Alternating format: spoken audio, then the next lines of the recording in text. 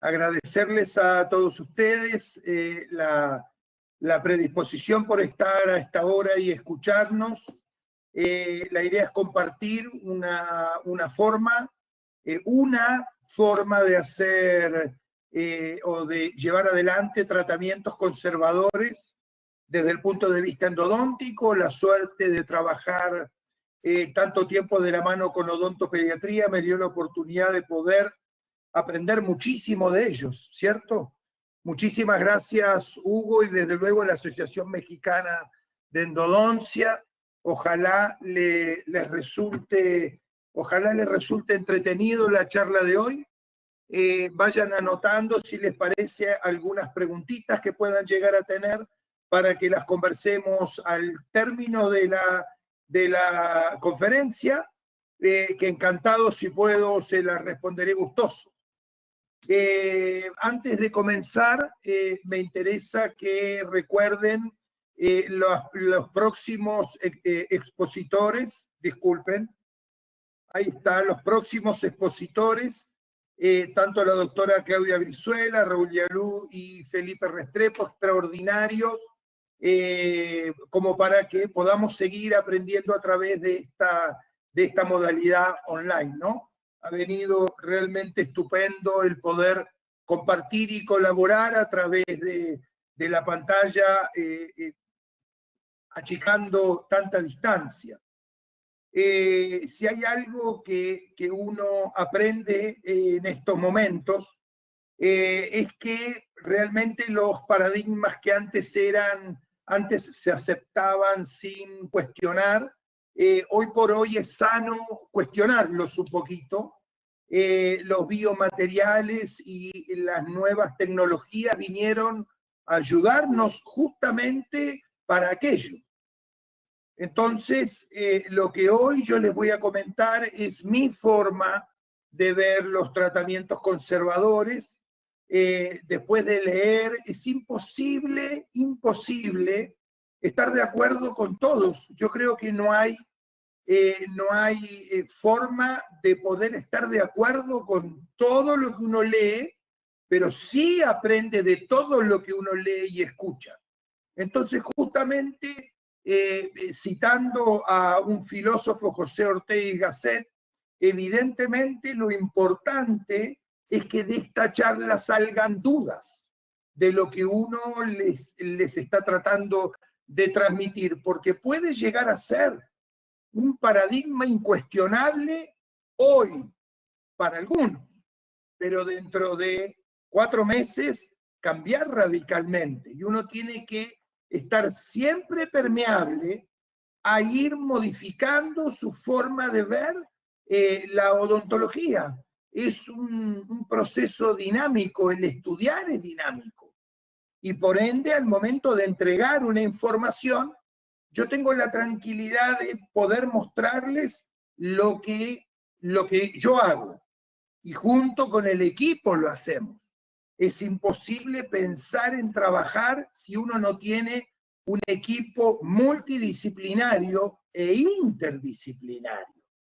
No solo cirugía, implantología, rehabilitación, odontopediatría, ortodoncia. Es imposible poder hacer un trabajo realmente, por lo menos a largo plazo, si uno no tiene en cuenta a todas las otras especialidades. No hay uno solo que tenga razón. Somos multidisciplinarios, porque ¿cómo puedo saber más yo que un cirujano o que un odontopediatra? Y desde luego, interdisciplinario. Si yo tengo colegas extraordinarios que saben muchísimo más que uno en un montón de temas, ¿cómo no voy a acercarme a ellos para pedirles su opinión? Y entre todos tratar de hacer un tratamiento mejor, si a la larga el beneficiario son nuestros pacientes. Esta es la universidad en la cual me desempeño. Este es el grupo de odontopediatras, rehabilitación e implantología. Desde luego, mi equipo que me acompaña codo a codo todas las semanas en la especialidad de endodoncia, Y desde luego, cuando hablamos de relaciones interdisciplinarias, este gran grupo del corazón en donde compartimos conocimiento de forma totalmente desinteresada y abierta, con afecto. Es lo único que hay. Y así uno va relacionándose con sus pares. El grupo de la Cátedra de Endodoncia, guiado por la doctora Santangelo, mi alma mater, en el cual yo me siento parte también. Y a la distancia hay tantos otros que han colaborado cuando uno tiene una duda y suben algún caso clínico o algún escrito o algún trabajo, algún paper, y uno tiene dudas y le puede escribir, y todos, sin excepción, y los que faltan, ¿no? Y sin excepción, un gesto de una respuesta, una guía, una sonrisa, ni hablar cuando uno tiene la suerte que teníamos antes de poder juntarnos y hacer algo presencial. Pero evidentemente de acá parte la mayor cantidad de conocimiento que yo les quiero mostrar. Lo demás, y bueno, viene por la falta de pelo y las canas y la cédula, 27 años en universidades, evidentemente nos da la posibilidad de poder mostrarles un montón de casos clínicos, ¿sí? Y a eso nos vamos a referir hoy. Desde luego, por el tiempo, vamos a tener que hacer un pequeño resumen, desde luego. Pero encantados el día de mañana que ustedes quieran, al final de la diapositiva voy a poner las redes sociales o mi correo o mi teléfono privado para que nos podamos comunicar ante cualquier duda, ¿sí? Para mí es un orgullo tenerlos a ustedes del otro lado. Y entonces vamos a empezar con las terapias regenerativas y reparativas, dos cosas diferentes, ¿cierto? La regeneración proviene de cuando hay pérdidas, una lesión de un tejido y se pierden células y son repuestas por células de la misma estirpe. Evidentemente vamos a tener una regeneración.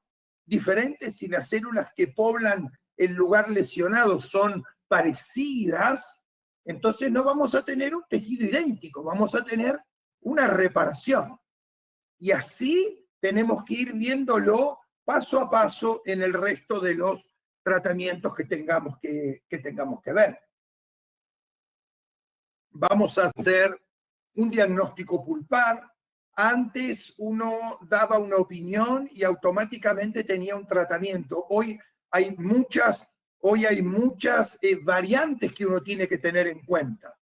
No solo la anamnesis y preguntarle al paciente historia del diente, edad del diente, edad del paciente, no siempre están tan vinculados. Un buen examen clínico, un examen intraoral, tanto para las caries como las fracturas, no dar por sentado algo sin una radiografía, se necesita análisis radiográfico, cada vez es más importante el análisis a través de escáner o combin. Es muy importante interpretar estos signos. Parte de la gran confusión que hace unos años y hasta el día de hoy ocurre, es que los nuevos odontólogos creen que siempre tiene que haber una receta de cocina y se olvidan que el diagnóstico pulpar es una interpretación de signos y síntomas que tratamos de interpretar a través de los dichos de un paciente. Un paciente que puede venir con dolor, que tiene mayor o menor umbral del dolor. Ni les explico si es un niño de 8 años muerto de miedo y que lo único que quiere es irse y no a tomarse un helado porque le duele la muela, que no quiere abrir la boca para que uno vea. Entonces, sensibilidad dentaria, a veces la ausencia de sensibilidad dentaria en piezas jóvenes con ápice cerrado, no siempre es viable la sensibilidad o el término del desarrollo de las fibras sensitivas no se da a veces de la mano, apenas creo que radiográficamente se ve el ápice cerrado. Si hablamos de una simple caries haciéndole un test de sensibilidad. Imagínense un traumatismo, el shock pulpar, etcétera, etcétera, etcétera. No vamos a tener mucho tiempo hoy para hablar de todas las etiologías, nos vamos a enfocar más que todo a las de origen cariogénico, ¿sí? Porque no nos da el tiempo, pero encantado podemos hablar en otras oportunidades del resto que puede llegar a faltar. Entonces tenemos que hacer algunas salvedades. Vamos a separar un diente inmaduro, aquel con ápice abierto, que no haya terminado su apexogénesis, un diente joven, aquel diente, imagínense el diente erupciona el molar a los 6 años y tarda de cerrar el ápice como alrededor de 3 años después que erupciona. Entonces, es necesario hacerse una pregunta, y yo veo un diente, un niño de 8 años o 9, con el ápice recién cerradito, y yo me pregunto, ¿cómo puede haber dejado este chico en 5 meses a la fecha un diente de ser inmaduro o ser bien joven a ser adulto? Bueno, yo creo que ahí empiezan a partir las primeras dudas, ¿no? En parte uno empieza a darse cuenta que un diente joven no necesariamente va de la mano con la edad. Vamos a ir mostrando diferentes estudios en donde se habla de tratamientos conservadores en dientes de adultos. Entonces, no solo se aplica lo que vamos a hablar hoy a dientes con ápice abierto. Hay otras características que tenemos que tener en cuenta. El ápice abierto, la edad del diente es real, el diagnóstico, el estado de la pulpa al momento de trabajar, hay muchas dudas al respecto de los tratamientos conservadores. ¿Quién lo hace? ¿Lo hace un odontólogo general que tiene poca experiencia o lo hace un especialista que está consciente de qué es lo que necesita? Se hace en un medio donde aíslan el diente por si acaso, ya que la gran falla que seguramente aparece en los dientes con estos tratamientos es cuando una veces deja mucha cantidad de tejido cariado o un sellador que no es tal y filtra y hay una nueva colonización de microorganismos. Es eliminado esas caries con cucharetas, eliminado con fresa. ¿Qué material pongo después? ¿Qué protector directo o indirecto coloco? ¿Coloco hidróxido de calcio o un biocerámico? Le presto atención. Como ven, hay muchas variables. Toqué un cuernito y entonces antiguamente a nosotros nos decían que si se tocaba se exponía tejido pulpar, pero el diente era adulto, había que hacerle endodoncia. Bueno, evidentemente eso ya no es una realidad absoluta como nos lo habían enseñado en mi época hace ya algunos años. Hoy no. Hoy se expone un cuerno pulpar y hay que analizar el diagnóstico pulpar, tratar de interpretarlo lo mejor posible. Y tenemos nuevos biomateriales que tienen un resultado mucho más benévolo. La pulpa no lo resiente tanto como otros materiales, ¿cierto? En lo que respecta a estructura, un diente adulto tiene más espesor de dentina que un diente permanente joven, en donde hay, o inmaduro, en donde tienen solo dentina primaria o secundaria, primaria y secundaria. En cambio, el adulto tiene ya, ha respondido a estímulos como caries u oclusión y se ha formado dentina esclerótica y dentina reparativa. Imagínense las raíces inmaduras si uno no le prestara atención a lo que respecta, en lo que respecta a prevención. Una de las tantas cosas que aprendí después de tantos años de compartir cátedra con odontopediatría. Prevención, prevención, prevención. ¿Cómo puedo hacer odontología conservadora si no tengo el pensamiento para prevenir primero esos accidentes? Entonces tengo que estar de la mano con la prevención. El cambio de pH en la boca es continuo, uno no puede evitarlo, pero el control de biofilm, uno sí tiene la posibilidad de poder enseñarlo para controlarlo. Cuernos pulpares prominentes, cámaras pulpares amplias en dientes jóvenes. Tengo que saberlo, y si yo solo hago operatoria en dientes adultos, cuando aparezca una pequeña caries o lo que yo crea que es pequeño, y no tenga la expertise o no haya pensado que existe la posibilidad de comunicarme, capaz que me tiro a hacer una operatoria sin aislación. ¿Cuántos hacemos operatoria sin aislación en ocasiones? Pero cuando hablamos de tratamientos conservadores, cuando evaluamos una radiografía o un aspecto clínico, como lo vamos a ver, de caries que son grandes, que no necesariamente tienen que estar superpuestas o en contacto con el tejido pulpar, pero ciertamente tengo que poder privilegiar la aislación absoluta. Es fundamental. Entonces, yo entiendo que no conozco bien el trabajo de hospitales o consultorios en donde puedan atenderse de forma gratuita en México. Pero, por ejemplo, en Argentina o en Chile, no todos tienen todos los medios como para poder trabajar. No todos tienen y abundan gomas diques por todos lados, pero todos sí tenemos guantes y pueden hacerse de un guante como una goma dique. Todo parte de la iniciativa, de la audacia que puedan llegar a tener, siempre y cuando esté apoyado por la habilidad y la ciencia. Inervación, dientes jóvenes, dientes inmaduros, no tienen el desarrollo completo de sus fibras aperiféricas, ¿cierto? La que lleva esa sensación rápida, sobre todo del calor. Entonces, en ocasiones uno pudiera en un diente jovencito hacer un test de sensibilidad y que no tener con certeza el resultado.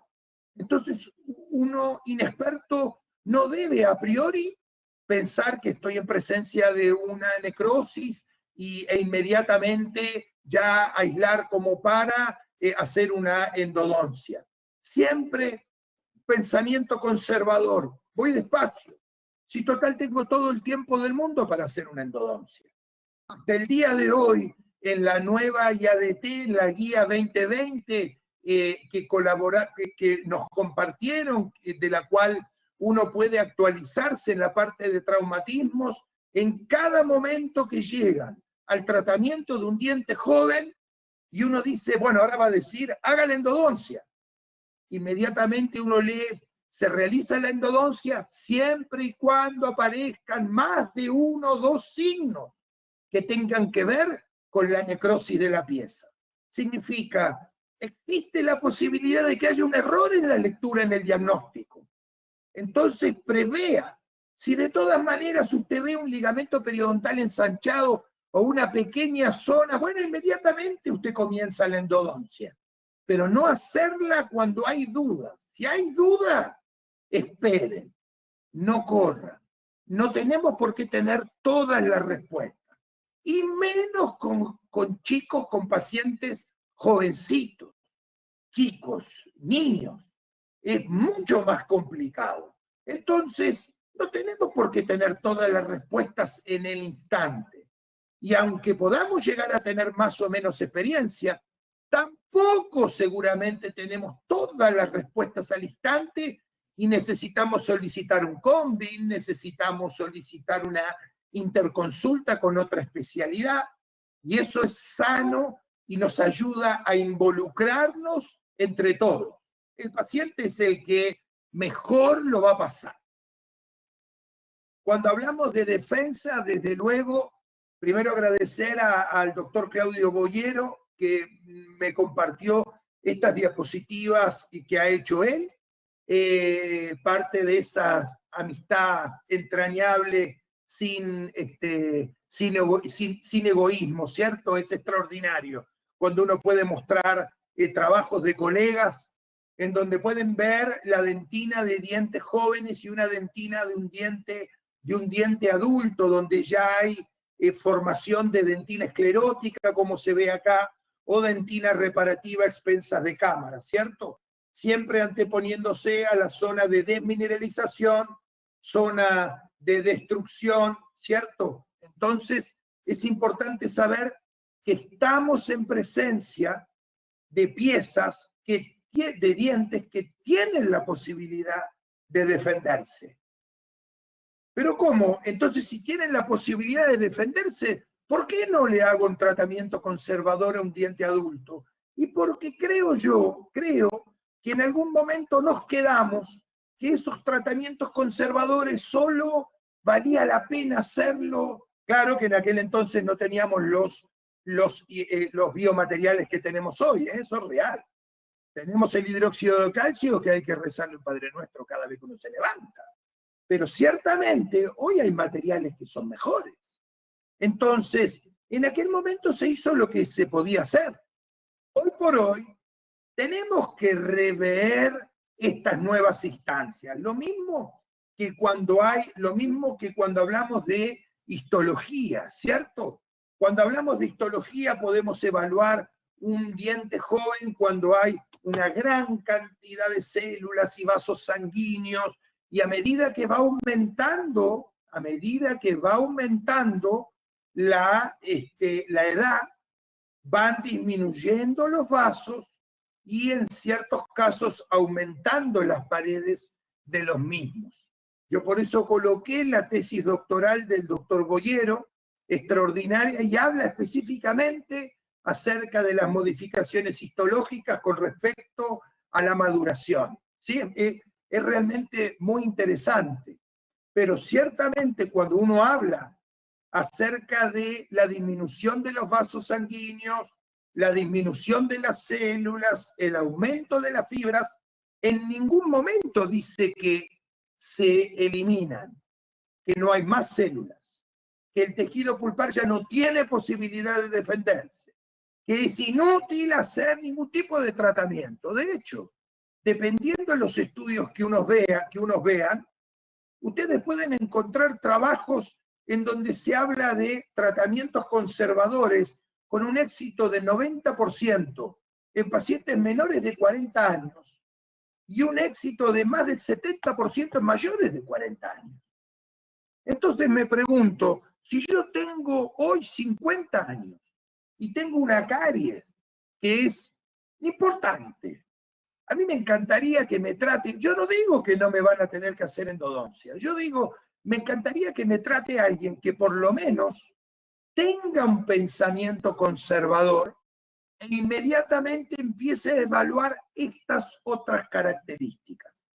Si uno viene con una pulpitis irreversible sintomática, con la botella de agua fría porque es lo único que lo calma, no hay nada de conservador que prestarle atención al respecto, y hay que, por favor, hacer la endodoncia rápido.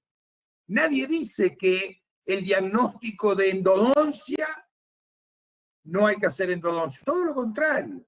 Digo que hay muchas características que podrían confundirse, y en ese caso uno tiene que estar abierto para darle opciones al paciente. ¿Qué mejor endodoncia que la que no hay que hacer? Etiologías, ya dijimos, hay varias etiologías, nos vamos a referir específicamente o en mayor cantidad a las cariogénicas porque no tenemos tanto tiempo como para mostrar todas, ¿sí? Pero las vamos a ir mezclando entre medio, no hay inconveniente. Con respecto a los tratamientos, estos son los que hay que prestarle atención. Observación. Ojo que observar no es no hacer nada. Observar y testear y controlar en ocasiones es mucho más importante como para contener. Es mucho más difícil hablarle a padres que traen un chico con un traumatismo, que quieren que automáticamente algo le hagan, a ver una fractura, ver que es positiva, que existe que no hay movimiento del diente, y uno puede decir, ¿sabe qué? Observemos, veamos la evolución, veamos si hay una consolidación y no hay necesidad de hacer una endodoncia. Entonces, observar es muy importante. Remoción selectiva de caries, remoción completa de caries, una posición, uno podría decir una contrapuesta a la otra. Yo no creo que estén contrapuestas. Yo creo que son dos visiones extraordinarias de hacer un trabajo con objetivos diferentes. Y los vamos a hablar en un segundito.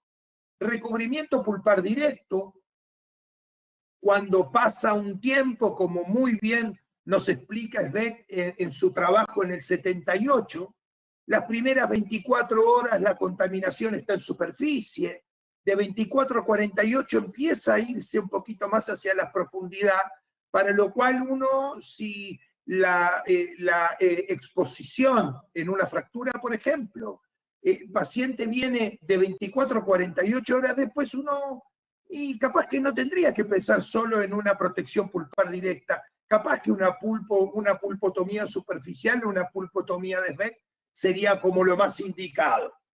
Y después ver el sangrado, ver si es el sangrado característico de una pulpa sana, la hemostasia, se detiene antes de 2 minutos, 2 a 4, dependiendo de los últimos estudios. Hay que ir viendo en qué estado se presentó el paciente.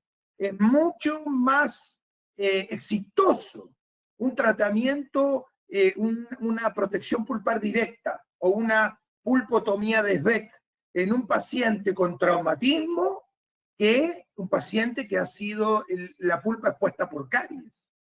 Entonces hay muchas cositas que hay que ver al momento de tomar una decisión. Pulpotomía cameral cuando la Sveck no está indicada, y después la revascularización o reparación endodóntica guiada y apexificación, ya sea con un tapón apical, un tapón con biocerámico, o el recambio de hidróxido de calcio cada 2 o 3 meses, dependiendo la amplitud, característicos, o sea, tratamientos que no se suele usar mucho como para hacer un tapón. A veces sí hay que hacerlo, y está indicado cuando, por ejemplo, hay una reabsorción y uno quiere que el hidróxido de calcio nos ayude a frenar el efecto clástico de las reabsorciones, ¿no? Pero eso es otro capítulo. Remoción selectiva de caries o remoción completa. Yo no puedo decir que tengo una decisión tomada. Yo hago ambas y los objetivos son diferentes. Si uno hablaría de la remoción selectiva de caries, uno tendría que pensar en estos conceptos y decir que, bueno, que para prevenir la exposición pulpar, para prevenir la muerte del tejido pulpar, preservar la vitalidad y favorecer, darle tiempo. ¿Para qué? Para favorecer la respuesta del complejo pulpodentinario. Recuerden este punto, prevenir la exposición pulpar. Lo tomaban los que trabajamos haciendo remoción selectiva bajo una característica. Antiguamente se tomaba el prevenir la exposición pulpar como algo terrible que se quería evitar. Solo recuerden, y cuando hace muchos años, 20 años por lo menos, se empezaba a leer de remoción selectiva, yo me empecé a guiar mucho por la literatura de la doctora Benteneva, en donde la lógica era remover la dentina infectada, dejarla afectada, que era aquella desmineralizada, pero con un gran potencial mineralizante, cuestionado hoy día, en donde los microorganismos que quedaran retenidos en la dentina, esta dentina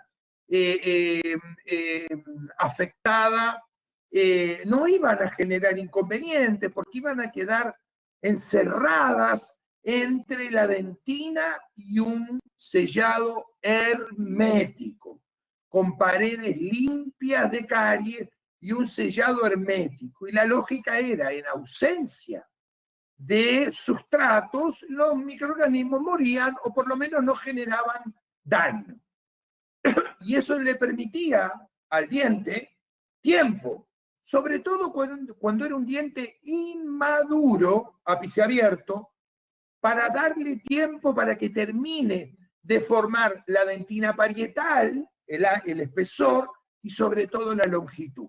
Una relación coronorradicular adecuada, etcétera, etcétera, etcétera. Tenía sentido.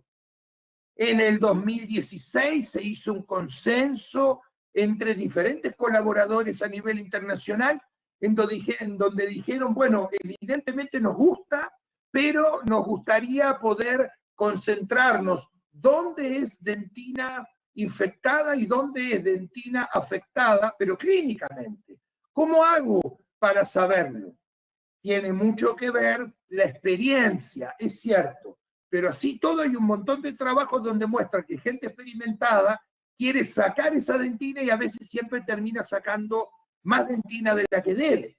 En el 2019, la Sociedad Europea de Endodoncia empieza a recomendar la remoción selectiva de caries bajo este concepto. Le vamos a dar tiempo al diente para que tenga la posibilidad de defenderse y de esta manera evitar la exposición pulpar, otra vez nombramos la exposición pulpar, y sobre todo, lo más importante para mí, es que termine de conformar la pared, el espesor dentinario y cementario en la pared y la longitud adecuada de su raíz. ¿Sí? Entonces, desde luego, vamos a ir pasando esto. Entonces se hizo este esquema en donde ustedes pueden ver zona necrótica, zona contaminada, zona desmineralizada. Pero fíjense cómo hay una unión o una superposición entre ellas. Y van de la mano con la dentina suelta, que es la que hay que remover. Pero yo no veo acá la dentina suelta una línea clarísima.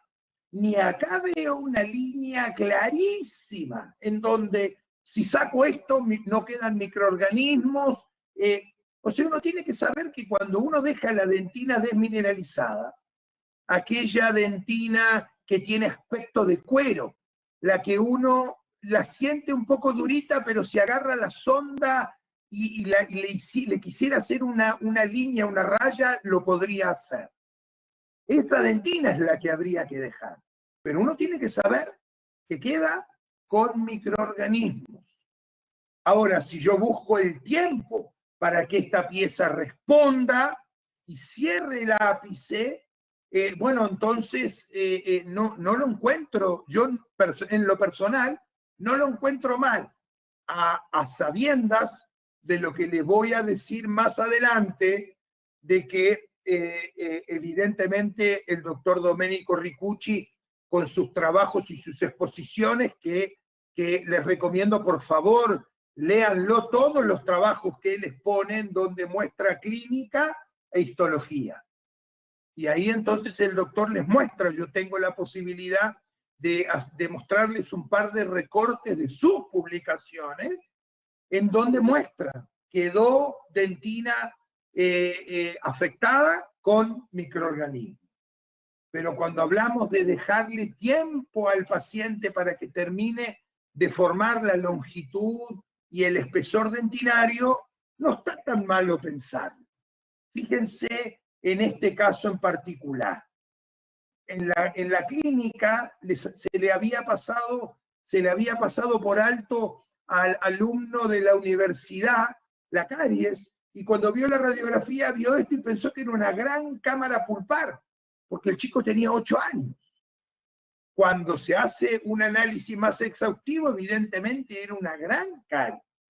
Se remueve el esmalte sin sustento, con una cuchareta se limpia o una fresa de baja velocidad, se elimina la caries de las paredes por completo, y al momento de tocar el piso, que es donde está el riesgo de la comunicación, en odontopediatría, cuando iniciamos este camino de tratamientos conservadores para que los alumnos empiecen a aflojar un poquito la mano, usamos un implemento enzimático que se llama Brix 3000, no es más que papaína en 3000 partes por millón, que interviene, nos ayuda a poder remover más esa dentina infectada, dejándola afectada intacta, ¿cierto? Y una vez yo pregunté por qué interviene solo con la dentina infectada y no con la afectada. Porque la dentina no expuesta tiene la antitripsina, otra enzima que inhibe la acción de la papaína. Entonces es una ayuda enzimática que uno al colocarla en forma de gel y dejarla unos 2 minutos, y después removerla con una cuchareta suave, roma, elimina esta dentina infectada, que es una dentina que alguna vez la doctora Benten-Ibat dijo, no se preocupen tanto por la dentina infectada si sale hasta con el cepillo de dientes. Entonces, remover esta dentina infectada y arriba de esta superficie colocar un protector. En este caso, yo usé biocerámico, pero porque estaba haciendo un trabajo interno en la universidad para ver si podíamos disminuir desde odontopediatría las derivaciones a endodoncia.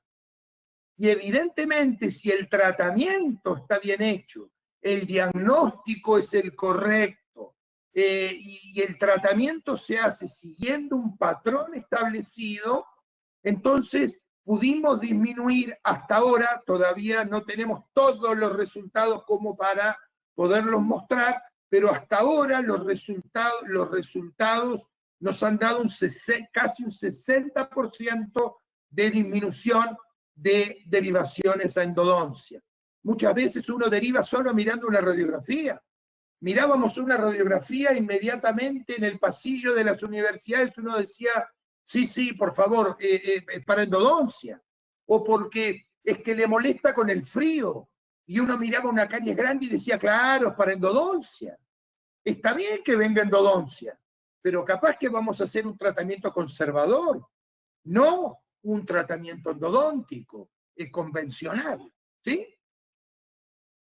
Y después, ciertamente, se hace, depende del biocerámico, uno lo pueden dejar 15 minutos, una semana, otros un mes, y dependiendo de las características del biocerámico, uno pudiera desgastarlo en el momento. Esto era Biodentin, entonces esperamos 15 minutos, desgastamos en el momento, y se le pidió al alumno que por favor haga una operatoria a la altura del trabajo que estábamos haciendo. Miren qué linda operatoria, un alumno de 4º año de la universidad.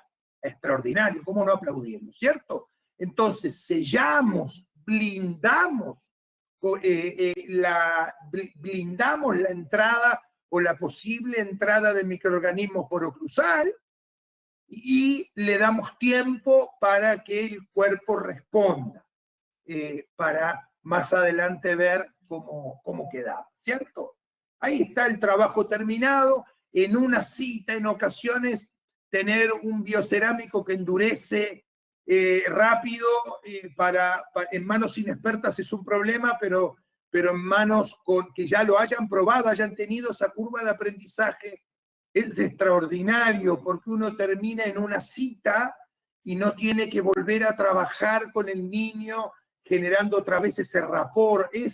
Trabajar con niños es bien delicado, y poder buscar las posibilidades para que esto quede así, uno siempre lo agradece, ¿sí?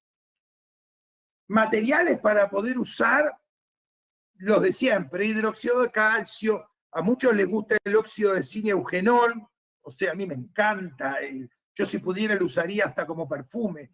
Me encanta el óxido de zinc-eugenol. Lamentablemente no tiene un sellado periférico hermético, entonces no sirve como para dejarlo como este material que pusimos nosotros. Ionómero es rápido, es estupendo, genera todo lo que nosotros ya conocemos, pero cuando la calidad es muy, muy, muy, muy profunda y uno ve el rosadito de la pulpa, y es más recomendable un hidróxido de calcio, o mejor dicho, un biocerámico que tenga una dureza determinada y no genere en ocasiones alguna irritabilidad, alguna sensación de molestia en el paciente por usar ionómero. El hidróxido de calcio, ustedes ya saben, lo que hablemos de hidróxido de calcio se replica con el biocerámico porque dentro de sus componentes, una vez mezclado, libera hidróxido de calcio. Entonces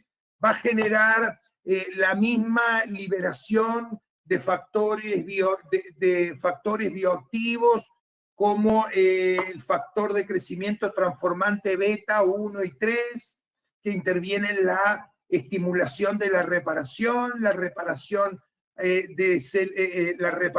de dentina terciaria a expensas de células mesenquimáticas, la diferenciación celular, apexogénesis, migración, etcétera, etcétera, etcétera. Interviene también en la liberación de la proteína morfogénica ósea, interviene en la liberación o formación de fosfatasa alcalina, liberando fosfato inorgánico que se une al calcio del fluido para poder precipitar mayor cantidad de fosfato de calcio, etcétera, etcétera, etcétera, que por el tiempo no nos podemos detener mucho, pero si el hidróxido de calcio era bueno, el biocerámico es mejor. El biocerámico no se reabsorbe como el hidróxido de calcio, tiene una cierta dureza que permite poner otros materiales encima, en contacto con él, en contacto con la pulpa, genera una cierta irritabilidad que permite que las células mesenquimáticas se diferencien, el cuerpo responda y empezar a formar esta dentina reparativa, etcétera, etcétera, etcétera. No solo a nivel de la pulpa, sino a nivel del periodonto, exactamente igual. Tenemos la posibilidad de que intervenga en la parte de la regeneración del ligamento periodontal. Vamos a pasar un poquito más rápido esta parte. Un ejemplo, acá podemos ver clínicamente, miren ese puntito ahí, y esta zona oscura que en ojos clínicos sabemos que ahí es una caries gigante. Entonces nos anticipamos, radiografía, ahí pueden ver la caries que está muy profunda, la caries que está muy profunda, y el paciente que decía, cuando me lavo los dientes me molesta. Pero hay que tener en cuenta que cuando hablamos de tratamientos conservadores, tenemos que tener ciertos conceptos claros. Los tratamientos conservadores se hacen en una pulpa sana, o si llega a tener algún grado de inflamación, una pulpitis reversible. Y es importante recordarlo. Hasta ahora no hay tratamientos que histológicamente nos diga esto es una pulpitis irreversible, sintomática, y vamos a hacerle un tratamiento conservador. Todavía no hay. Ahora, diferente es que nosotros, tratando de hacer un diagnóstico, el paciente nos dé información que no sea del todo clara y nosotros interpretemos que es una pulpitis irreversible, asintomática, y a pesar de eso le hacemos un tratamiento conservador y funciona. Y uno puede decir, ¿cómo funcionó? Y bueno, seguramente algún dato que el paciente me dio no era tan así, o yo lo interpreté de forma equivocada o exagerada, pero histológicamente tenía que tener una inflamación reversible. Fíjense, igual que el paso anterior, remoción de esmalte sin sustento, eliminación de caries de las paredes, colocación de este implemento enzimático, el BRICS, luego se elimina, hidróxido de calcio en el fondo, uno puede poner ionómero después y resina, en el momento.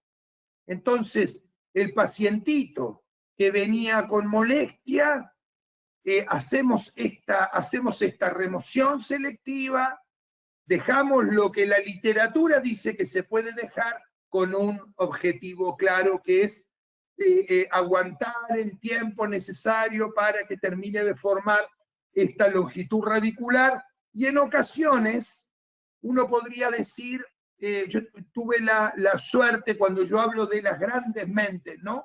El doctor Domenico Ricucci hace estas presentaciones en donde muestra clínica, histología, y yo en un momento le escribí, diciéndole, la verdad me está complicando la vida, porque yo hago remoción selectiva de caries, en estos casos en odontopediatría, cuando nos interesa darle más tiempo al diente para que termine de conformar, y el doctor me dijo, doctor, pero si usted lo que me está diciendo, compartimos el sentir. O sea que el que crea que una persona expresa ciencia está opuesta a la interpretación de otro tratamiento, la verdad creo yo humildemente está equivocado. En este caso, simplemente el doctor nos sigue enseñando acerca de la ciencia. Uno no puede enojarse con la ciencia. Si lo que está, está. Ahora, uno tiene que saber qué deja detrás y qué tendría que hacer en un futuro. Posiblemente, si yo lo dejo con el tiempo, una vez que termine de formar, bueno, podría intervenir nuevamente y remover caries. Pero la doctora Benteniva dice no es necesario. Entonces le pregunté al doctor Ricucci y le digo, doctor, pero esto que usted nos está mostrando, que tanto le agradezco, ¿no? Esta inflamación de células que usted muestra, o sea, esta inflamación del tejido pulpar, que usted muestra, crónica, ¿en cuánto tiempo podría expresarse clínicamente? Y me dijo, y podrían pasar años.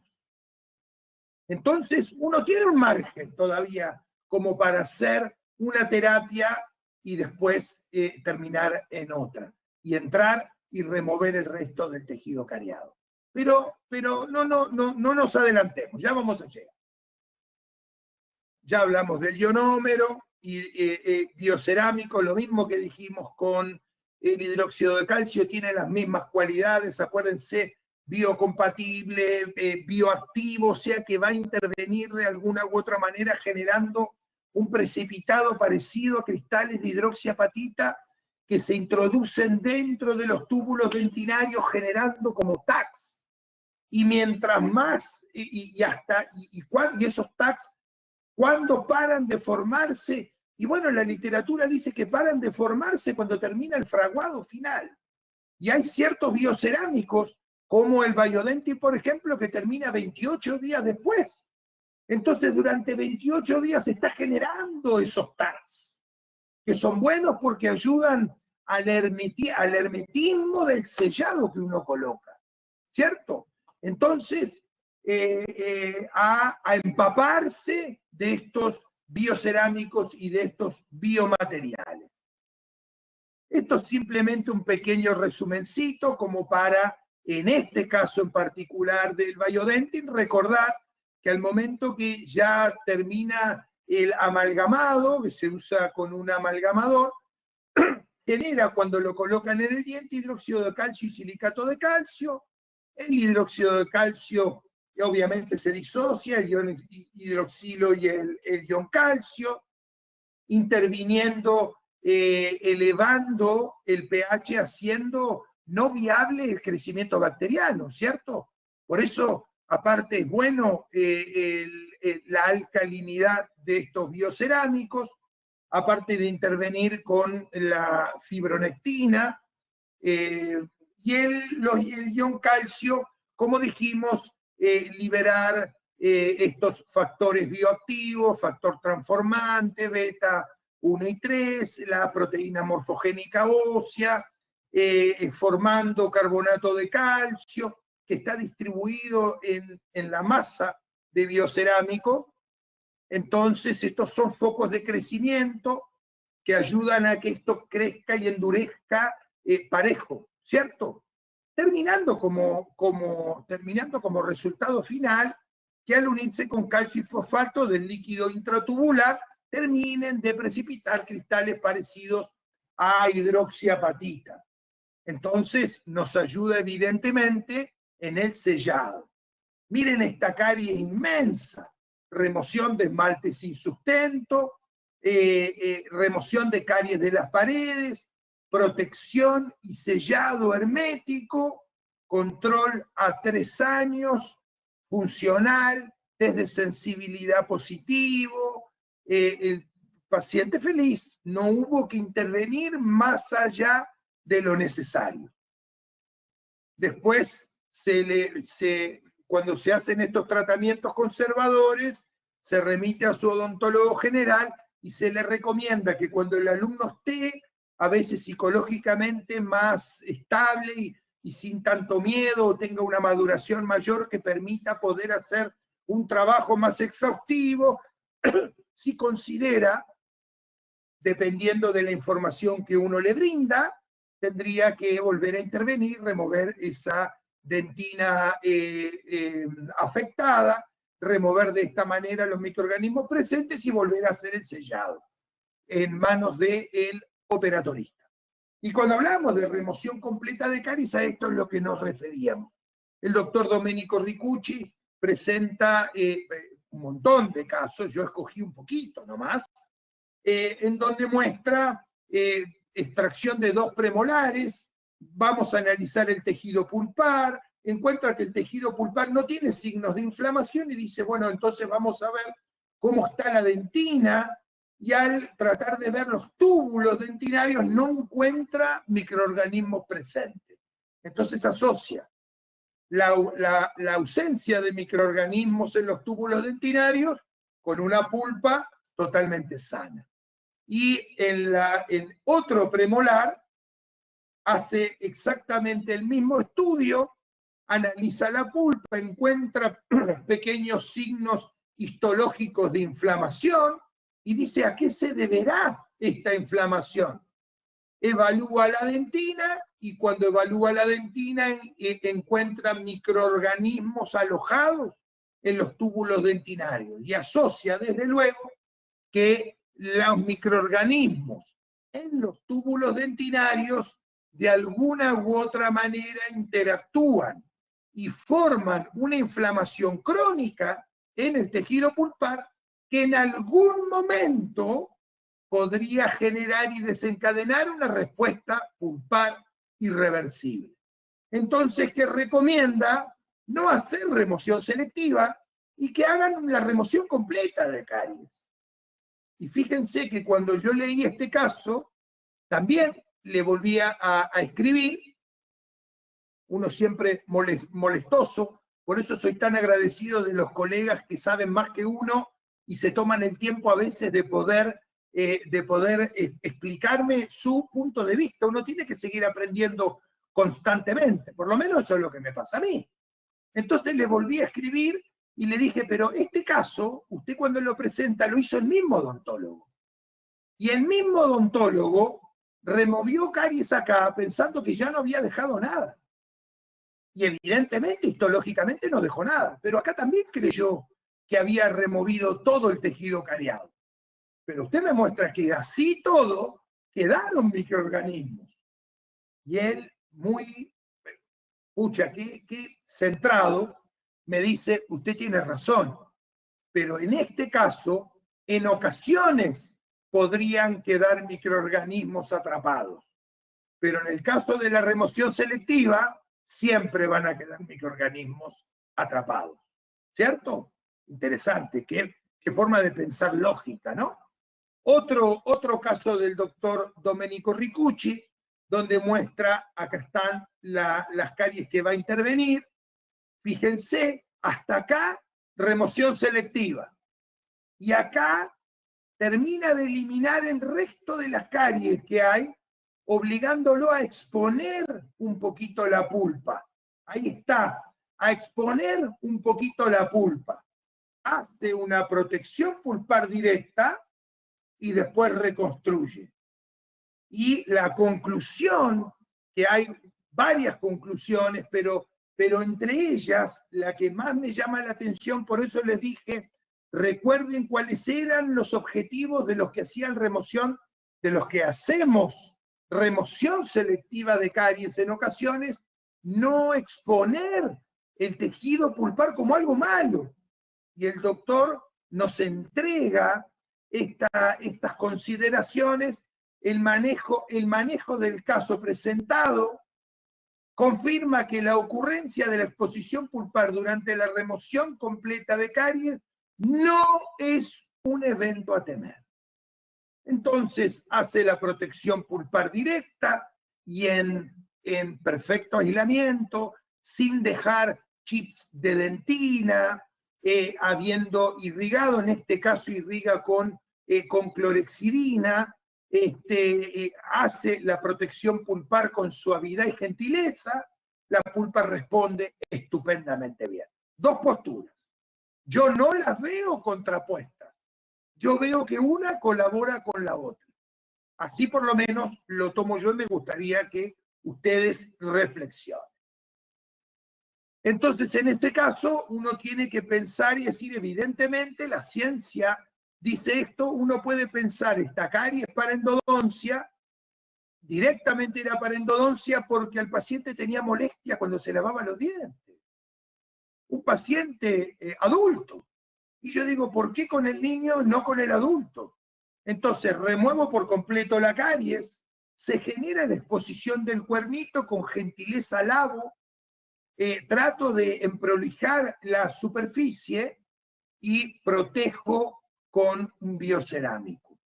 Yo no me va a extrañar que el resultado de este caso sea favorable. Lamentablemente los que trabajamos con niños o con pacientes que dependen de otro, lamentablemente estamos sujetos a que ese otro lo traiga o no. Y generalmente cuando ya no tienen dolor, ya no los traen. O es muy difícil traerlos a la consulta para hacer los controles de rigor. Pero bueno, yo quería mostrarles un poquito lo que uno hace a diario, ¿no? Entonces, fíjense este caso, una caries más cercana, todavía falta longitud, una caries más lejana, ¿qué es lo que hago? En un diente remoción selectiva y en el otro diente remoción completa. Después lo voy reconstruyendo y fíjense cómo va evolucionando despacito hasta terminar de cerrar el ápice. Que es lo que es a lo que me refería cuando hablamos de remoción selectiva de caries, dejo, pero con un objetivo. Después veremos si intervenimos nuevamente, removemos la totalidad de los microorganismos, depende de la respuesta del paciente.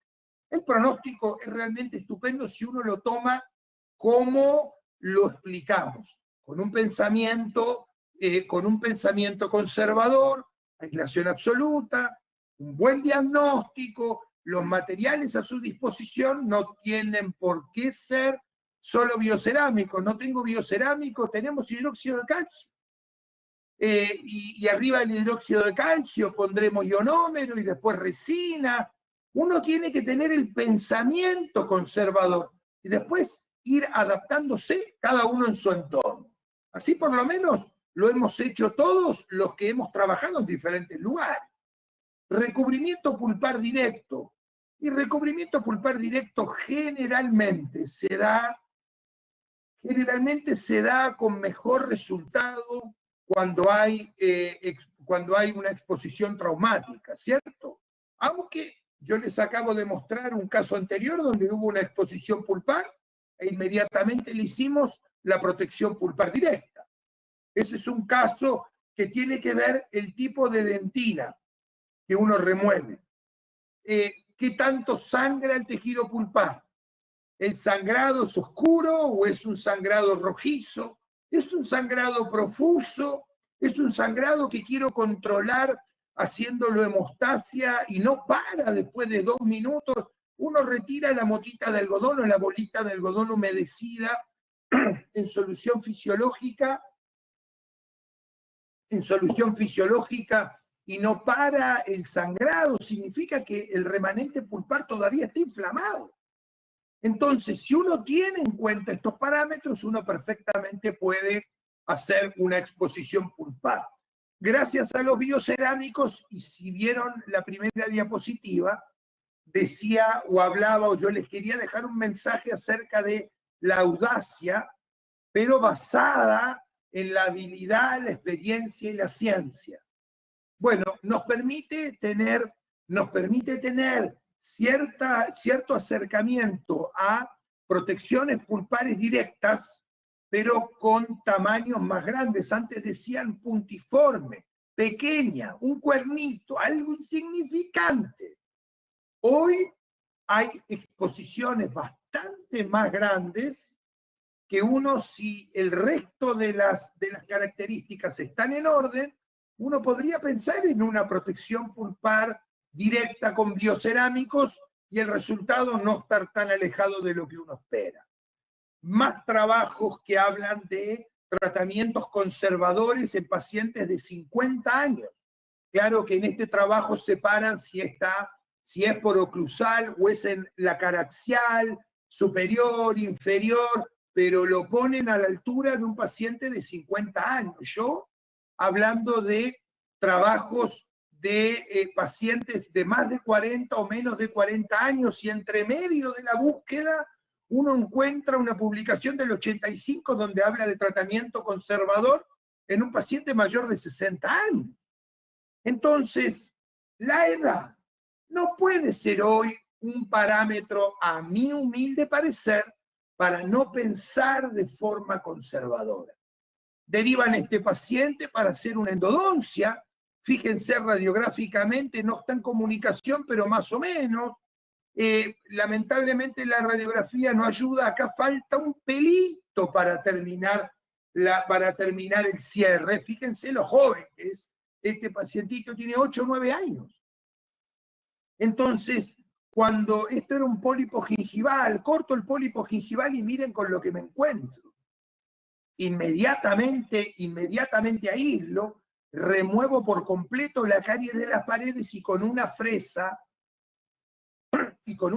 estéril grande, le hago como un peeling a esta superficie expuesta de pulpa, le hago como un peeling, un desgaste, una pulpotomía superficial. ¿Por qué? Porque tenía mis dudas.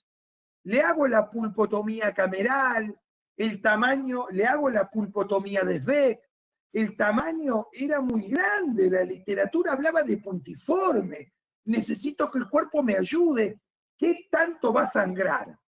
Y entonces por eso es que decido pedirle ayuda al cuerpo. Entonces le hago un peeling, irrigo con suavidad, controlo la hemostasia con un algodoncito o una gasa estéril humedecida, evidentemente nunca seco. La literatura dice en ocasiones que no algodón porque deja hebras, hay algodones que no dejan hebras, la gasa estéril también ayuda perfectamente bien. Entonces uno tiene que ver otra vez qué tengo a mano para poder hacerlo. Pero no puedo ceder en que la fresa esté estéril, que esto esté aislado, que el algodón o la gasa estén estériles, etcétera, etcétera. Y coloco un biocerámico otra vez. Espero 15 minutos, lo tallo un poquito, saco la aislación, chequeo la oclusión y el paciente se va. Cuando trabajo con biocerámico, me gusta terminar, cuando trabajo con Biodentin, me gusta que termine el fraguado final, cosa de no correr riesgo. Como les dije, esos tags se forman durante todo el fraguado, entonces no me gustaría correr riesgo cuando tenga que rehabilitar esta parte de acá y tenga que tallar nuevamente la superficie, que se salga completo. Entonces lo dejo el tiempo entero del fraguado. Biodentin 28 días, ¿cierto? Así queda la obturación definitiva, como se puede. el 2018, 2021, esta es la respuesta del cuerpo. Desde sensibilidad positivo, el paciente ya se presenta, miren lo jovencito que está acá, pero el premolar totalmente cerrado, el ápice cerrado, un paciente más maduro, que ya le dio la cara a alguno, ya existe la posibilidad de poder intervenir. ¿Qué es lo que se le hizo ver al rehabilitador? Por favor, fíjese cómo va acá, no fue lo suficientemente puntilloso en la rehabilitación, que quedó un área que no queda pareja, debe haber quedado retenido microorganismos y evidentemente, fíjense cómo esto colaboró con una caries coronaria, ¿no? Entonces es importante que uno pueda conversar con sus pares para decirles, mirá lo que veo, está bien, endodónticamente está bien, la pieza está vital, el paciente está feliz de la vida, pero si me dejas esto así, bueno, vamos a tener un problema enorme después. Y entonces nos ayudamos entre todos. Pulpotomía de Beck, ciertamente si ese puntito que aparece no me llama, no me gusta, me da el aspecto de que está sucio, la exposición del cuerpo está, miren este caso, la exposición de ese puntito de caries está debajo de un material que no genera un sellado hermético, por ende uno tiene que pensar que está contaminado, o si quiere hacer una protección pulpar directa y al momento de hacer de tocar esta pulpa uno encuentra que es un sangrado que no se contiene, entonces yo prefiero avanzar y hacer una pulpotomía de Beck, remover 1 o 2 milímetros de la pulpa, lavar, contener el sangrado, generar una hemostasia y evaluar si el tejido que estoy dejando, clínicamente por lo menos, parece ser un tejido que ya no está tan inflamado y entonces pueda trabajar sobre él. Miren este caso, el paciente se presenta así, esto es un cemento provisorio, un fermín. Es un cemento provisorio, ese cemento que uno saca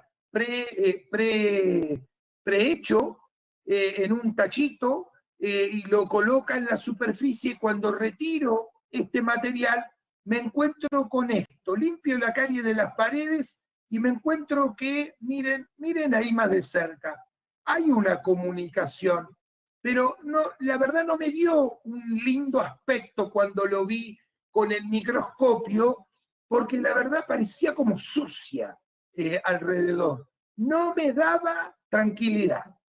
Y yo tengo que trabajar sobre ya que estamos haciendo un tratamiento conservador, ¿cómo no pedir por lo menos la tranquilidad que uno necesita?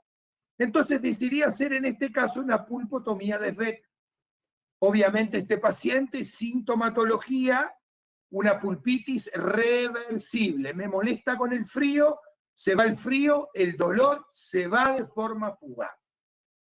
Entre eso y la clínica, llegué a la conclusión de que podía pensar en hacer una pulpotomía de Beck. Entonces así lo hice. Aislado, una fresa grande, con alta velocidad. A mí me gusta con alta velocidad, mientras la asistente irriga. Yo no uso el irrigante de la turbina, hay veces que puede venir contaminado por la tubería, por los cañitos del sillón. Entonces, mientras la asistente irriga con una jeringa con solución fisiológica, uno hace la comunicación con el espesor de la fresa misma, 1 o 2 milímetros, y después irriga, suave, lava, remueve, trata de remover todos los chips de dentina que están por ahí, contener con un algodón estéril empapado o una gasa estéril bien humedecida y contenemos la hemorragia. Y, perdón, ahí, contenemos la hemorragia y una vez contenido, esto está 2 minutos después de remover la gasa estéril. 2 minutos. Y así queda.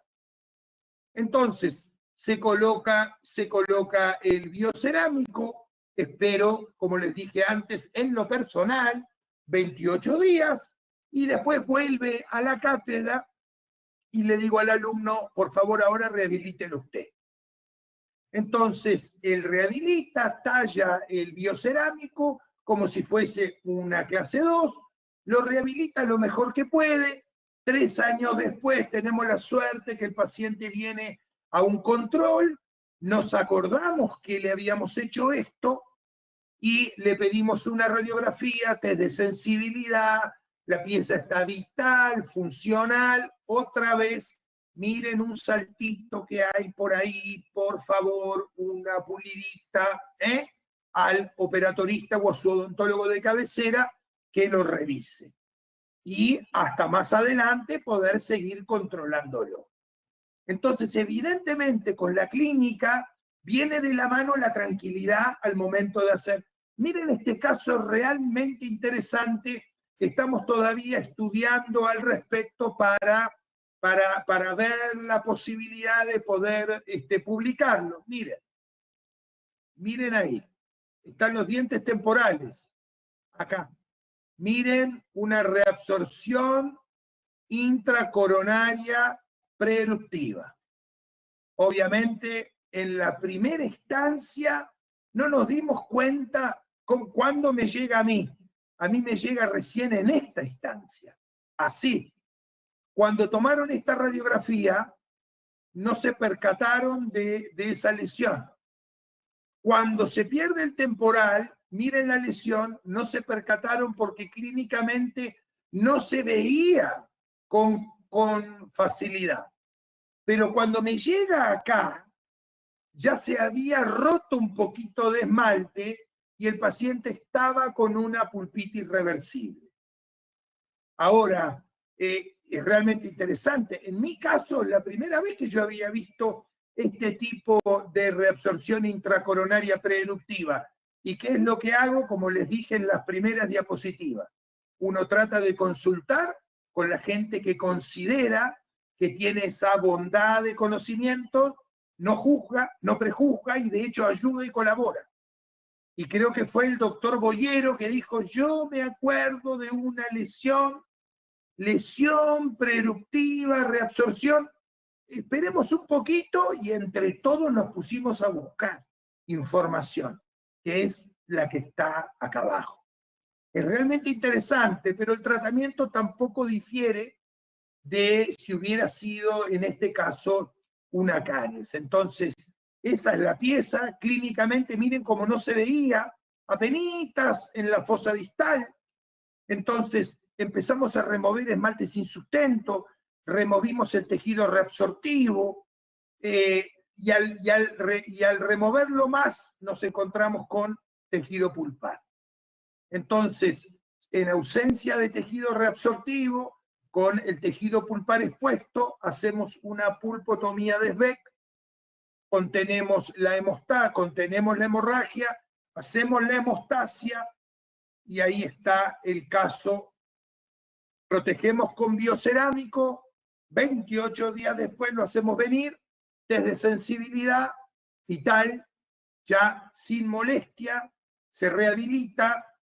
Esta fue la radiografía inmediata al tratamiento, o sea, después de acá, lo hacemos venir 6 meses después, fíjense cómo ya hay una respuesta en el tejido pulpar, y el test de sensibilidad es vital y evitamos de hacer una endodoncia que por el momento no está indicada. Ahora, estos son 6 meses, falta tiempo. Yo lo sé, pero me pareció tan interesante el tema que es como para que el que no lo vio, como me había pasado a mí clínicamente nunca, bueno, sepa que existe y cuando lo vuelva a ver, sepa que de algún lado se tocó el tema. Fíjense este otro caso, amalgama, la caries muy cercana al tejido pulpar, removemos toda la amalgama y toda la caries, esmalte sin sustento, seguimos removiendo caries, ya más por el lado de lo que había dicho el doctor Domenico Ricucci, remoción completa de caries, y nos encontramos que estamos en contacto, ya estaba en contacto el tejido pulpar con la caries que no habíamos terminado de remover por completo. Entonces no me daba buena sensación el tener todavía caries presente y una exposición. Así que terminé de remover la caries e hicimos una pulpotomía de Beck. Ahí está, 2 minutos después de haber retirado el algodón estéril, así se ve el tejido, ¿sí? La hemostasia se mantiene, cuidadosamente, uno no cree que uno tiene que agarrar la mayor cantidad y apretarlo con fuerza, siempre es delicado. Uno quiere apoyar el biocerámico, no quiere aplastar el biocerámico y comprimir la pulpa, quiere con gentileza ir colocando de a capitas, siempre teniendo en cuenta que este en particular es un material que endurece relativamente rápido, así que hay que tener todo preparado. Ahí está el biocerámico puesto. 6 meses después, test de sensibilidad positivo, el paciente no se quejó más de molestia, y bueno, y seguimos avanzando con un pensamiento conservador, ¿cierto? Pulpotomía cameral, imagínense la pulpotomía de Beck, pero que al remover el algodoncito o la gasa humedecida no se detiene. El sangrado significa que la pulpa que está debajo está inflamada. Si hay una pulpa inflamada, no podemos dejar pulpa inflamada. Entonces tenemos que avanzar y remover la pulpa de la cámara completa. ¿Cuál era el objetivo? ¿Cuál era el objetivo inicial? Cuando aprendimos pulpotomía cameral. Cuando aprendimos pulpotomía cameral era para remover la pulpa cameral y que en ápices abiertos con apexificación incompleta, darle tiempo, una vez que se protegía estos muñones con un biocerámico, antiguamente era con hidróxido de calcio, hoy ya es con biocerámico, darle el tiempo a que la pulpa radicular terminara la apexogénesis, terminara la formación de la raíz, tanto en amplitud como en longitud. Y una vez que ese acto se llevara a cabo y que el cuerpo formara la raíz, el odontólogo tenía que intervenir y hacer la endodoncia definitiva. Bueno, eso era sobre todo cuando uno protegía con hidróxido de calcio. Ya hay varios estudios al respecto que dicen que el hidróxido de calcio generaba una respuesta a veces exagerada en la pulpa radicular, que llevaba a que la pulpa sufra diferentes degeneraciones. Degeneración cálcica, degeneración fibrosa, reabsorciones, necrosis, etcétera, etcétera. Entonces que la pulpa no quedaba sana, y como no quedaba sana, uno tenía que intervenir preventivamente. Antes de ver si realmente había que intervenir, uno tenía que intervenir. Hoy, si la protección se hace con biocerámico, la respuesta es más tenue. Entonces, con respecto a la intervención obligatoria, la intervención obligatoria una vez que el ápice termina de conformarse, yo la verdad no estoy tan de acuerdo. ¿Por qué? Porque uno podría controlar estas piezas al tiempo, evaluar el lumen de los canales, ver si realmente el lumen de los canales se va achicando tanto en donde corremos riesgo de encontrarlo más adelante, porque si realmente el lumen no se altera más allá de lo normal, ¿por qué tengo que hacer la endodoncia? ¿Para qué? ¿Cuál es el objetivo? Si no es necesario, ¿Cuál es el objetivo? Y esto no es que uno lo dice, ya hay publicaciones al respecto que se los voy a mostrar, los invito para que puedan ver. Hay un trabajo en Córdoba con la doctora Carolina Villalba y el equipo con la que ella trabaja, que están introduciendo un concepto de pulpotomía coronal social. En aquellos casos en donde el paciente no pudiera pagarse una endodoncia, siempre con las características de pulpa sana o pulpitis reversible, pero en donde no pudiera a veces pagarse una endodoncia o directamente lo hacen inscribirse en una lista y lo van a atender dentro de 1 o 2 años, en donde ciertamente vamos a encontrar una necrosis, en ocasiones capaz que hacer una pulpotomía cameral no es tan descabellado si uno piensa una indicación social, ¿cierto? En este caso, pulpotomía cameral, 2 años después, y sigo evaluando el lumen del canal. Donde yo vea que el lumen del canal se me angosta tanto que me hace correr el riesgo de ver si puedo llegar hasta apical, bueno, ahí nos volveremos a sentar y evaluaremos si intervengo o no de forma preventiva. Pero por el momento estamos teniendo muy buenos resultados al respecto, ¿sí? Sin la obligatoriedad de, una vez que el ápice se cerró, tener que volver a intervenir. Es interesante también. Cuando hablábamos recién al respecto de los trabajos, desde ya hace tiempo que empiezan a aparecer pulpotomías camerales en dientes de adultos. Y siguen apareciendo y no van a parar de aparecer hasta que surja alguna otra evidencia que tengamos que prestarle atención o alguna otra forma de pensar que nos haga pensar diferente. Pero para tomar un camino cuesta mucho tiempo. Entonces, si cuesta tanto tiempo generar un cambio en nuestra especialidad, uno siempre tiene que pensar que todo lo que aprende es transitorio, porque como cambia tan rápido, yo nunca quiero ser el primero en cambiar, pero tampoco el último. Entonces, depende de mí leer y seguir leyendo para tomar una decisión o por lo menos una posición. Bueno, me gustó esto, me gustó aquello, lo hago de esta manera. Es importante uno tener una posición. Y esto es la última instancia, y ya con esto terminamos. Pido disculpas si me atrasé mucho. Ya con esto terminamos. La parte de necrosis en dientes con ápice abierto, ¿cierto? En donde tenemos claridad que lo que hay que hacer es la revascularización o reparación endodóntica guiada.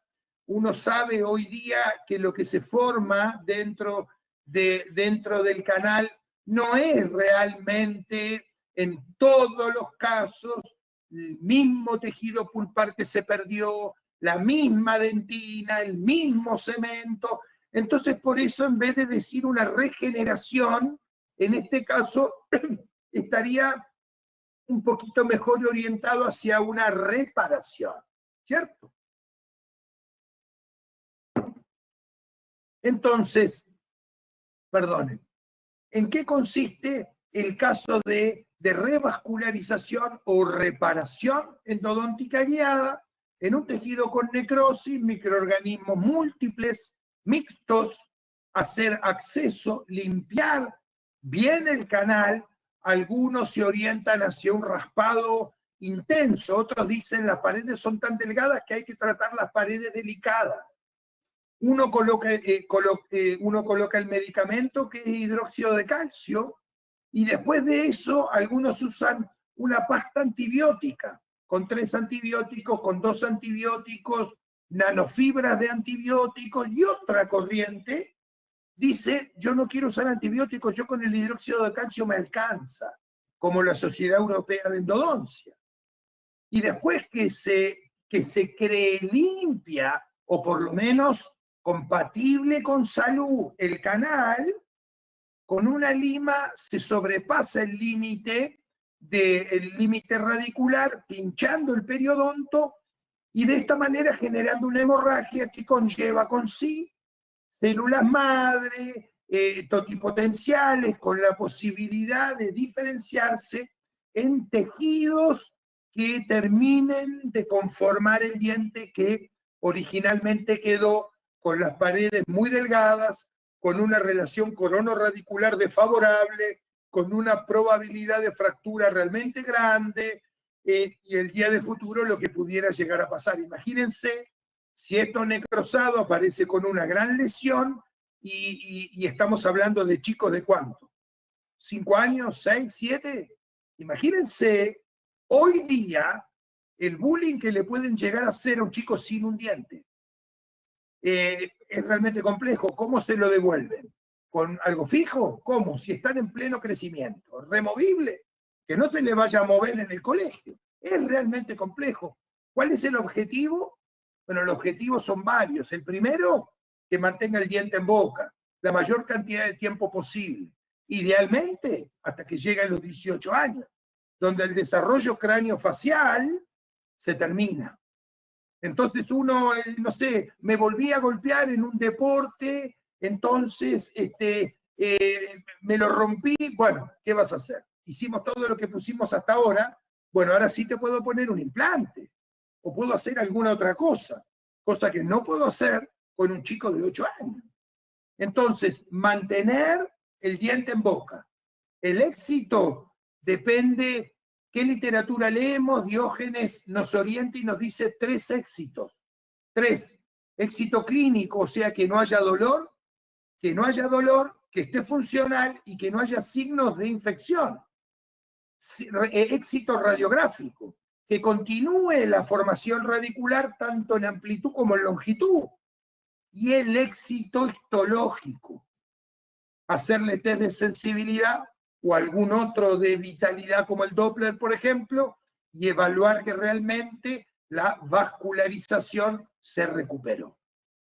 Son cosas bien complejas. Vamos a ver algún caso. Obviamente que hay dudas. ¿Qué protocolo seguimos? ¿El americano o el europeo? ¿Usamos porcentaje de hipoclorito? Bueno, depende. Ulusoy habla de un porcentaje de un 1,25%, Cunningham de un 1,5%, perdón, de 2,5%. En rigor, lo que tenemos que estipular es que hasta ahora, para que el hipoclorito no dañe las células madre, tendría que tener un porcentaje entre el 1 y el 3%, más o menos. Literatura más, literatura menos. El que quiere más detalle, ahí tiene como para buscar. Usamos Lepta, ciertamente Lepta en las paredes radiculares antes de generar la hemorragia, también libera factores de crecimiento. Entonces, ciertamente en los protocolos se suele ver la presencia de Lepta. ¿Uso medicamentos? ¿Qué antibiótico uso? ¿La tripasta? ¿La de joyino? ¿Metronidazol, ciprofloxacina y minociclina? ¿O uso solo hidróxido de calcio? Yo probé con ambas. Y la verdad, la minociclina pigmenta tanto, van a ver un caso que la verdad me empecé a orientar hacia el lado del hidróxido de calcio y después empezaron a salir las bipastas o la remoción de la minociclina por el cefaclor o el polidioxona.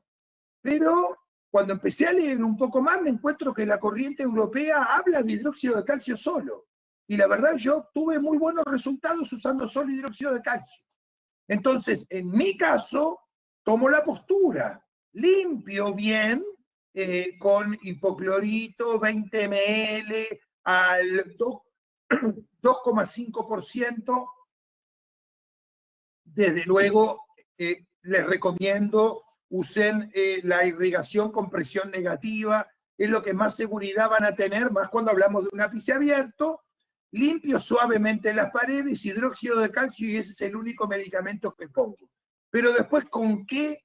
Cuando genero el coágulo, ¿uso coágulo solo o uso otro andamiaje? Bueno, yo, aparte de generar la hemorragia, uso un andamiaje que lo uso con el PRF, plasma rico en fibrina, que contiene una batería gigante de factores de crecimiento. más los que vienen del sangrado, más los que libera el EPTA, más los que liberó el hidróxido de calcio. Imagínense.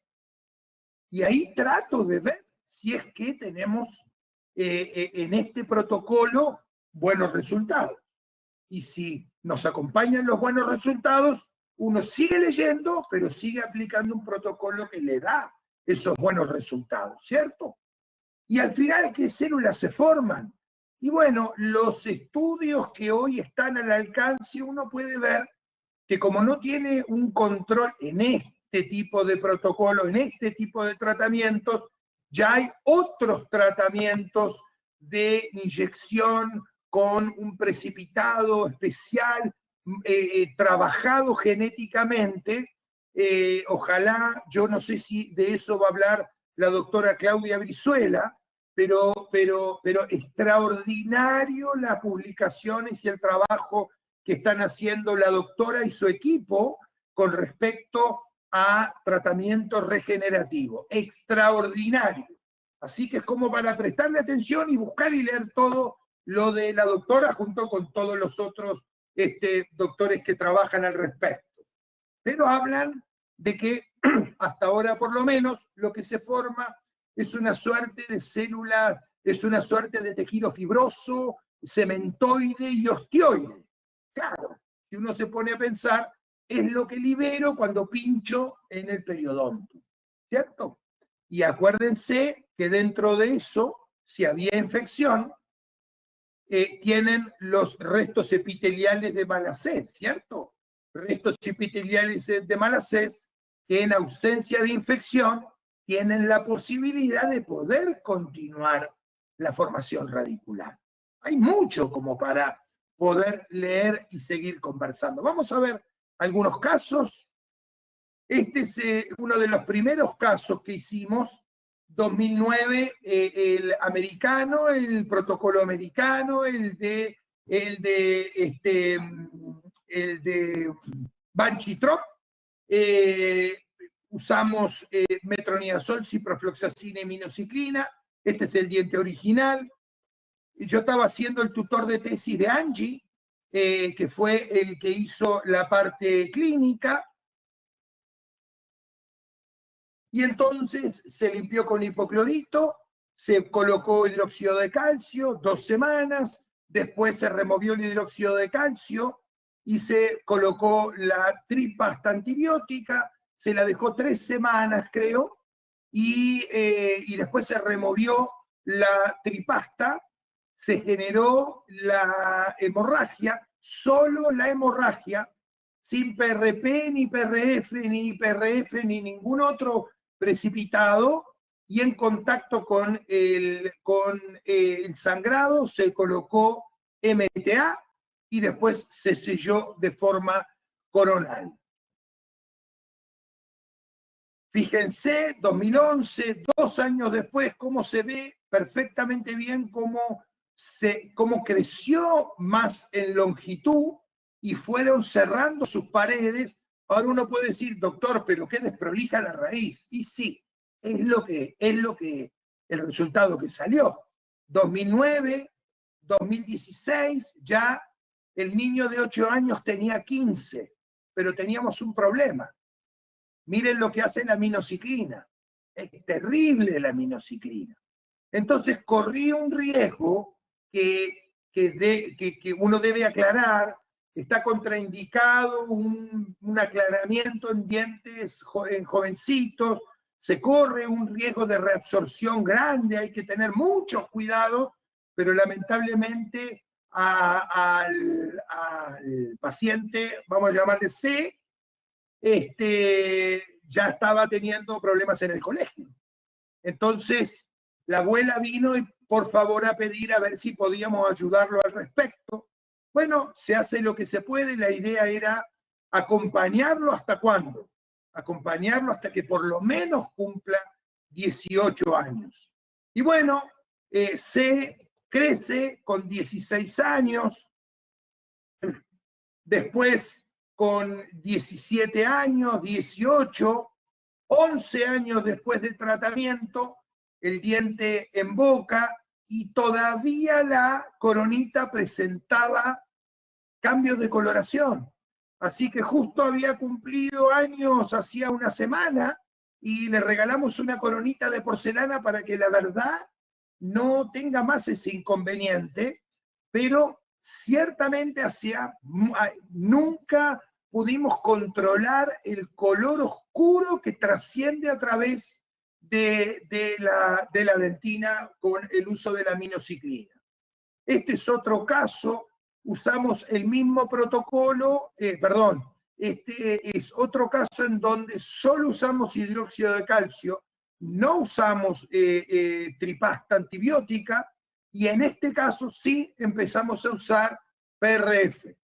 Este es un colega, Felipe, que es colaborador en la especialidad, docente en la especialidad en la universidad, y en ese caso había aparecido este pacientito en el hospital y querían ver la posibilidad de hacer esto que habían escuchado en la universidad. Entonces le dije, no solo escuchen, sino que vengan, aprendemos todos, me ayudan, y entonces ustedes van a poder replicarlo en sus hospitales y en sus consultorios, que son hospitales públicos, como para que de esta manera más gente tenga posibilidad de optar, por lo menos a probar si le funciona. Entonces, limpiamos, como dijimos antes, hidróxido de calcio, plasma rico en fibrina. Primero generamos la hemorragia, plasma rico en fibrina, después colocamos biocerámico, en este caso ahí está el plasma rico en fibrina colocado dentro, así queda. Nada chorrea, hay gente que cree que la sangre bota por el canal, la verdad, así es como queda. Para contener eso se coloca, para contener para que no se exponga esto a la cavidad bucal, se coloca biocerámico, y fíjense, ahí está, 2016, 2020, en donde logramos no solo espesor, sino longitud.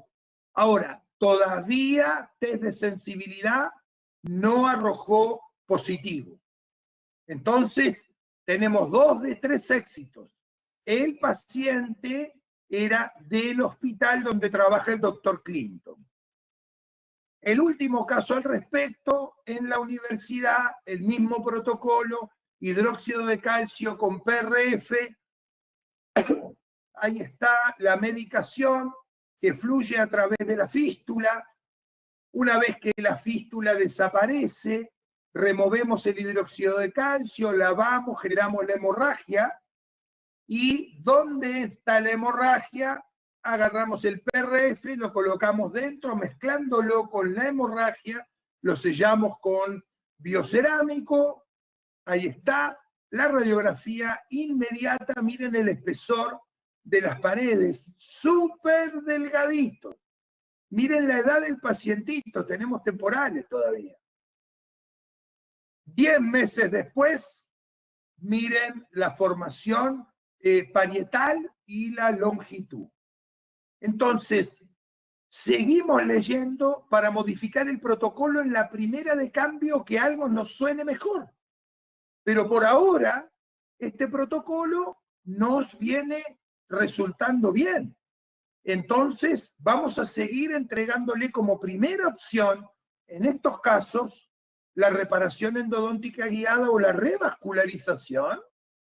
Y si esto no funcionara, por eso quería mostrarles este caso, se hizo el mismo protocolo anterior, puedo mostrar la foto porque el padre me autorizó, de todas maneras igual más adelante la voy a tapar. Este era el caso clínico, necrosis con absceso apical crónico, ahí está la pieza, la lesión, fíjense, fue por un traumatismo, entonces totalmente aislado, se medica, se saca la medicación, se genera la hemorragia, plasma rico en fibrina, se coloca dentro del canal, se protege con biocerámico, se espera un mes y después se rehabilita con resina. 2017, 2018, Estoy de acuerdo que dentro veo algo que se está queriendo formar, veo algo que está queriendo cerrarse acá, pero yo creo que es por el ángulo en que lo miro yo. Yo creo que capaz que no está pasando nada ahí. Pero tengo que darle tiempo, no hay dolor, no hay contaminación, no hay infección, no hay ningún signo que me obligue a intervenir. Y si ven la fecha, 2019. En el 2020 decide empezar ortodoncia y se le dice al ortodoncista, mire, no hay mucha literatura al respecto de estos dientes con ortodoncia. No debiera haber inconveniente, pero por si acaso, lo mismo que aquellos que recibieron traumatismo, le voy a recomendar la mitad de la fuerza en el doble del tiempo. A todos los que hacemos tratamientos con traumatismos o en estos casos, les decimos lo mismo. Ortodoncia, la mitad de la fuerza en el doble del tiempo. ¿Qué es lo que pasó? Desapareció la paciente porque en pandemia se nos recomendó no citar al paciente para controles radiográficos nomás. Aparece a fines del 2020 con la ortodoncia y una lesión activa. Hago test de sensibilidad en el diente lateral, totalmente vital. Entonces, evidentemente, el trabajo que se hizo ya falló, fracasó hasta acá. ¿Qué es lo que hay que hacer? Ultrasonido, magnificación, se remueve el biocerámico que se colocó en cervical, se limpia, se lava, se remueve el biocerámico, se medica nuevamente, hago un tapón apical y esa es la segunda instancia. Hago un tapón apical con biocerámico y genero un canal artificial y lo obturo con gutapercha termoplástica, da lo mismo. Pero evidentemente el paso que seguía era el tapón apical, o sea, la apexogénesis por medio de un tapón apical. Y por suerte, 2022, tenemos una respuesta favorable. Pero, otra vez, no hay nada, no es que hago este protocolo y tengo la certeza. Es lo que corresponde si era lo que correspondía. Hagamos esto. Se intervino con ortodoncia y no podemos realmente saber si fue eso o fue un golpe. Habría que ver. Hasta el momento parece ser la ortodoncia. Pero bueno, el paso que sigue es el tapón apical cuando cuando la revascularización o reparación endodóntica guiada fracasa, ¿cierto? O cuando uno tiene un lumen pequeño y las paredes ya están formadas, la longitud prácticamente alcanzada, entonces uno, cuando es un lumen más pequeño de 2 milímetros, lo que se recomienda es un tapón apical con biocerámico, y luego lo reconstruyen con gutapercha termoplástica o lo que ustedes estimen conveniente. En algunos casos, literatura hay realmente por todos lados, la indicación es lo que corresponde y sobre todo el cuidado en que no se contamine entre medio de la etapa, ¿cierto? Este es un caso que se publicó ya hace unos 4 años, un paciente con necrosis, absceso apical crónico, 8 años, con un descendente que con la abrasión de la oclusión quedó con necrosis. Originalmente mi idea era entrar por acá y después hacer la endo por acá y limpiar. Lamentablemente hay veces que con la planificación, uno queda en la planificación y la clínica es soberana, y cuando entré, la verdad, esto estaba como poroso y se comunicaba por todos lados con este otro canal y no me daba la certeza de poder limpiarlo perfectamente bien. Entonces, ¿qué hice? Removí esta parte del descendente dejando un gran canal. Ahí está. Hidróxido de calcio, perdón. Hidróxido de calcio. Removí el hidróxido de calcio. Biocerámico en el tercio apical y el resto reconstruido con múltiples postes de fibra. Y ahí estamos, 3 años después, ahora ya son 4 años después, lo que pasa es que me está costando encontrar al paciente P. La madre le está costando traerlo a la consulta y bueno, hay veces que los controles tienen que quedar ahí.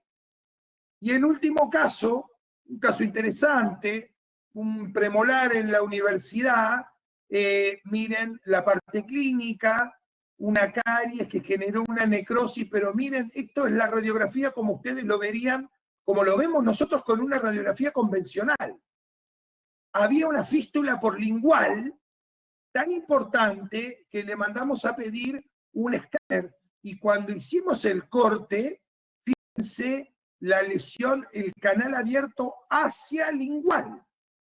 Entonces, desde la vista frontal, fíjense, desde la vista bucal, uno no ve este defecto porlingual. Por eso es tan, pero tan importante, que ante la menor duda, un combi, un escáner. Pídanlo, cada día está más indicado. Entonces, con magnificación, y acá están las alumnas de la especialidad aprendiendo diferentes formas y conversando juntos cómo lo íbamos a hacer. Lean, yo leo y después concertamos, hacemos una reunión, una mesa redonda y ustedes me dicen cómo hacer. Limpiamos el canal, lo medicamos con hidróxido de calcio y después teníamos que hacer un tapón apical. Hicimos un tapón apical, ¿ven? Ahí un tapón apical, un canal artificial que llegue hasta donde creímos importante. ¿Por qué me tomo el trabajo de generar un canal artificial, no solo para reforzar las paredes, pero al hacer este canal artificial, fíjense que lo hicimos de forma oval, porque es naturalmente la forma que tiene un canal en los premolares inferiores. ¿Por qué me tomo este trabajo y de llenarlo después con gutapercha termoplástica? Porque no estoy pensando en mí, estoy pensando en un odontólogo que el día de mañana tenga que rehabilitarlo. Está acostumbrado que cuando ve gutapercha, sabe que tiene que ir a desgastar la gutapercha. Si se encuentra todo relleno con biocerámico, la verdad, hasta para los especialistas en ocasiones es complejo seguir una dirección bien perpendicular. Entonces, al momento de trabajar, el especialista tiene que pensar en sus otras especialidades.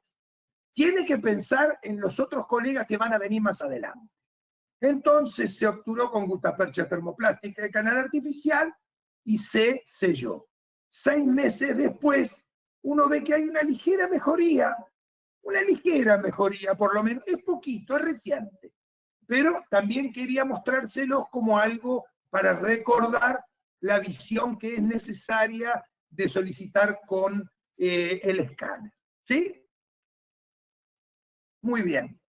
Como conclusión, fíjense, este trabajo dice que nosotros tardamos de 17 a 24 años en poner en práctica un trabajo ya científicamente probado.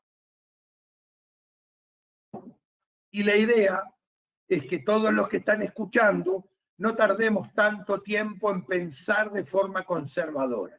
Si hay que hacer endodoncia, la vamos a hacer sin ningún inconveniente, pero no hacerla exprofeso porque el paciente tiene una molestia sin pensar en hacer un correcto diagnóstico pulpar, que en ocasiones puede ser un simple tratamiento conservador sin necesidad de hacer una endodoncia convencional. Pensamiento biológico conservador, reevaluar todos los protocolos. Hoy esto es lo que a mí me convoca. Dentro de 6 meses capaz que voy cambiando mis puntos de vista, dependiendo de lo que vaya leyendo y sobre todo aprendiendo de los que más saben, ¿no? Y equipos multidisciplinarios e interdisciplinarios. Yo creo que es imposible hoy un odontólogo pensar que entre 4 paredes puede hacer odontología extraordinaria sin consultar a sus pares, ¿sí? Así que muchísimas gracias. Yo ahí les dejo mis contactos, mi teléfono particular. me encanta poder colaborar con pares.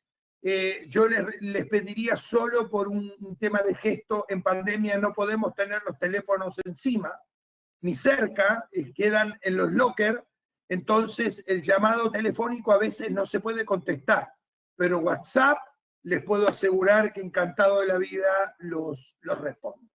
Así que muchísimas gracias. No sé si hay alguna pregunta o alguna duda que pudiera contestar.